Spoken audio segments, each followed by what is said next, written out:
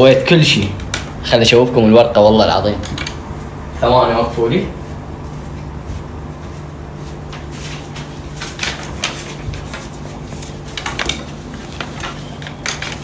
هاي الورقة.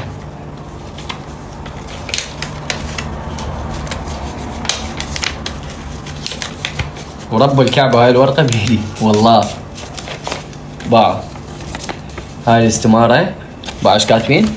استمارة فحص المقبلين على الزواج. اوكي؟ يعني كل شيء كملت بس هم زين الله انه عرفت كل شيء. هذا اللي يقولون انت ايش سويت وايش سويت وايش سويت.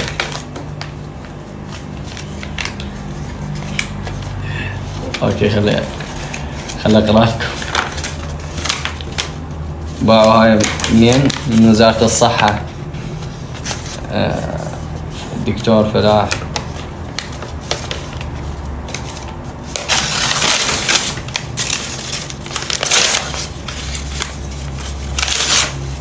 يا ايش قد كان من ضحك علي يعني. والله 75,000 طلعتها بالقرآن ورب الكعبة. اخوان انا ميت على 75,000 ليش؟ والتاكسيات ايش قد؟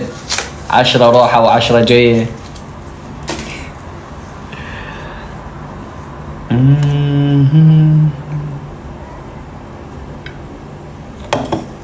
هو كان اكو هدف واحد. لا شيء اكيد انا قوي يعني عادي. كان هدف واحد، الهدف انه بس يبعدوني عن اهلي، والحمد لله والشكر يعني هسه تردون هسه اتصل على اهلي عادي، علاقتي طيبة وياهم كلش طيبة وياهم. هو كان هذا الهدف ورب الكعبة.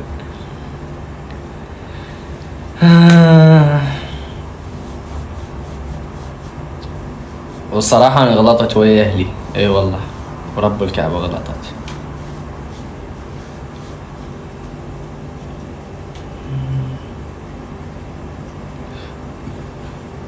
فضفض بعد. لا خلاص هاي سويت أنا أخوان. شلون أكتب؟ أي مو صارت شغلات هواية. آخر شيء انطلب مني شغلة كلش قوية، يعني هسه إذا أقول لكم بيها أنتم ما تقبلون. قلت أوكي أسويها. والله قلت لهم أوكي أسويها. أول شخص قلت له أوكي أسويها. بعدين همينه قال طب عافنا طفر.